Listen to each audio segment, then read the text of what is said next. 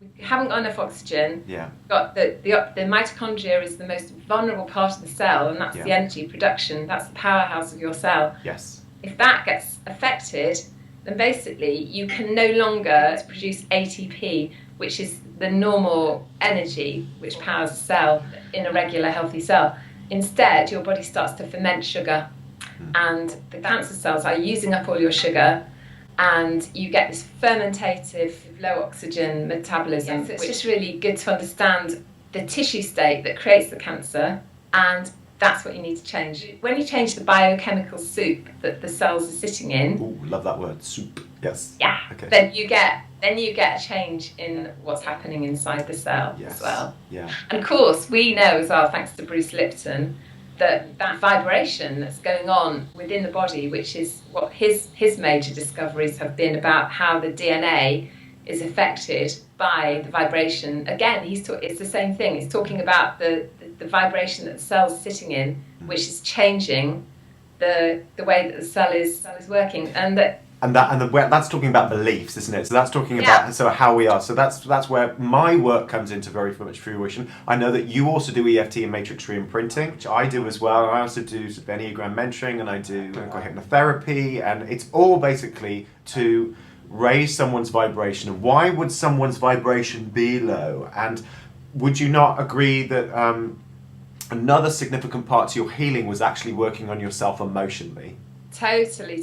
How much would you say it was? Would you kind of say it was certain percentage emotionally, certain percentage, for you personally? It's different for everybody, I'm sure. That's really good. It's a really good question. Okay. See, the thing is, when it comes to disease, especially when it comes to cancer, you have to work on the emotional, the mental, the physical, and it's not about. Sometimes people think, oh, shall I just work on the mental here, or shall I work on the spiritual or the emotional? And it's like, no, you just have to do everything, absolutely everything, and don't leave any stone unturned. And by the time something is cancer, it's physical, so you have to address it on the physical level, or you're crazy. You are living in cloud cuckoo land if you think by changing a few beliefs you're going to make that shift on its own.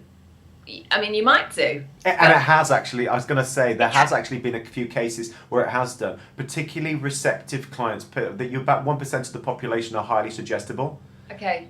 So those people are more suggestible to the placebo effect. Yeah. But also, just as much as going to see an oncologist who's going to give you a death sentence, they're basically a clinical hypnotherapist and going, you're effectively going to go away and die. Now, if you give someone the suggestion and in the white coat and totally believable, whatever, oncologists don't wear white coats, but if being in that position of power and saying that this is going to happen to you, it's just exactly the same as... what are those? Those dolls where they used to put pins in them. What do you call that? Voodoo. It's kind of like it's you have a spell put on you. Yeah, it's like the witch doctor pointing the bone. Exactly. And I could see that happening to my sister. Basically, as soon as she was told she was going to die, she started dying. There was. So the question was percentage-wise. You can't do it. I can't. I'd say 100% of all of them. 100% of all. Fantastic. Okay. I basically made it my full-time job to recover. Now, I was fortunate enough to have an inheritance. Yeah. Which, because I had, my mum had not long died. I wasn't fortunate, but I did have some money because of her dying. Yeah. And I just decided, okay, what shall I do with this money? Let's get myself better. Yeah. And so I stopped working, and I made myself just absolute number one priority. For the first time ever in my life, I gave myself the permission. And the sad thing was that I had to have terminal cancer in order to do that. Yeah. But I can see actually a lot of people do have to have that is for a lot of people. Yep. That is the main thing they get when they get cancer, any sort of cancer.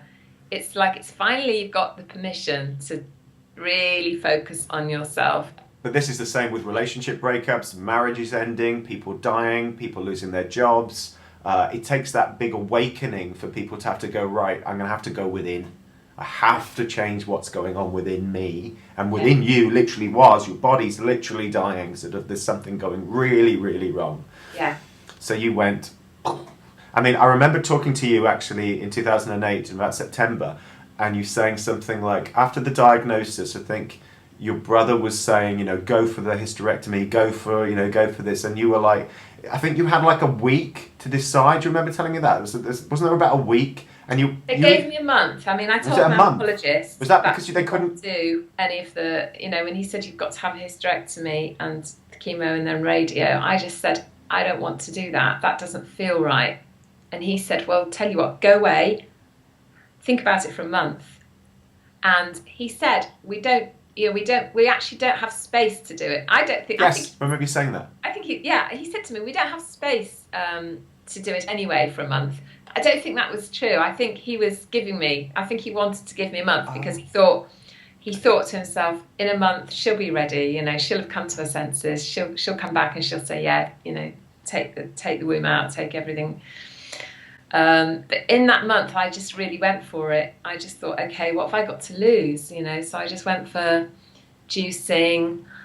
I went to the Penny Bronze Centre and I prayed. And I just really tuned in and just went, and asked for help. I really asked for help. And I went to see a shaman in Devon, P.T.S.D, who really helped me to uncover the emotional blockages that I had using something called point holding. Oh, okay, yeah. Can I ask what those were? Because they're obviously different with every cancer patient, but are you willing to share those? Sure. I mean, the main thing was that I was in a lot of grief. I still had a lot of unresolved grief to do with losing my sister and losing my mum to cancer. Your mum had actually survived, was it something like 15, 20 years from her cancer diagnosis? Yeah, my mum had cancer, but she had the operation. She had breast cancer.